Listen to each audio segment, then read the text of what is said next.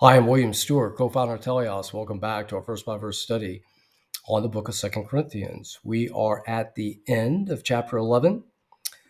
Paul continues to discuss his ministry, authenticating himself, which he's done in multiple ways.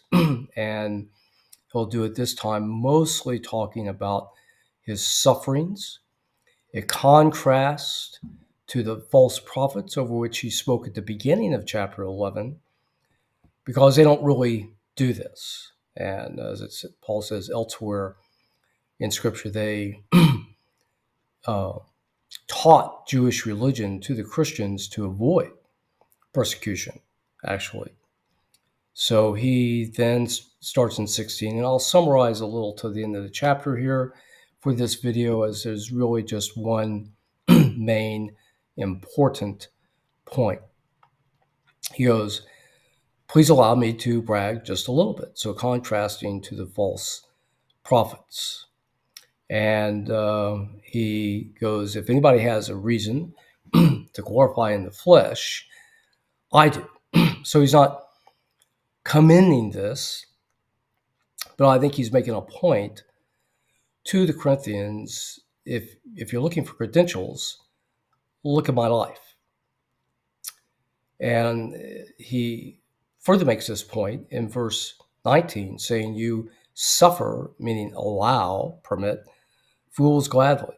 Otherwise, here am I, a apostle of God and Christ, and yet you let other people into your life," in verse 20, "who bring you into bondage and devour you and exalt themselves and smite you on the face." And I think this is a good point. People who are in generally other religions or cults want to own you for their own personal power or money, telling you what to do. Christianity is about freedom. So read the end of Galatians 4, first half of Galatians 5. And we are at liberty. We can use what's in the world as we want by prayer and God's word, 1 Timothy 4, verses 4 and 6. And we do what we do in faith, not condemning ourselves, Romans 14, 22 and 23. Now, we don't cause other people to stumble, but we, I think a good test when you're talking to somebody from a cult, you're not sure. First question is, who do they say Christ is and what's salvation? But also, how are they trying to capture you? Or are they expressing that you're free to live by faith? 21, he is trying to reproach them. But then he says, even though he is weak, I am really bold. And that's true. Paul is, by the power of God, really a brave person. And he goes through his background, his credentials, as really a Hebrew of Hebrews, his suffering over the next few verses, which have been in multiple ways and over years of suffering for the gospel. He's in constant danger and hardship. Ending up in verse 28, all of that being that he has the burden of caring for the churches. And this is a real burden, that you long for people to grow in Christ, come to faith, grow in Christ, and stay away from sin and to protect them. And he expresses this a lot in 1 Thessalonians 2 as well. Obvious care for the churches.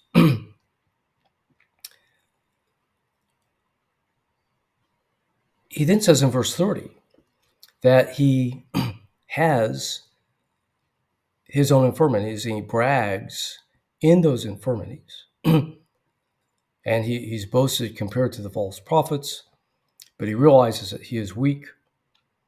God knows his life and heart and ministry, and he knows that he doesn't lie. And he finishes off this section in chapter 11 talking about his experience just after his conversion in Damascus. He was preaching the gospel. He had to flee from the king of Aretas, and we read this in chapter 9, I think, in Acts, and the information about the king is new, but they let him down over the wall to escape for his life, and where he went into the Arabian desert, we know from Galatians 1. This helps authenticate his ministry. There's an objective episode where he was in danger, over which they probably knew. So Paul here, to summarize, has indicated that as good as these false prophets may seem,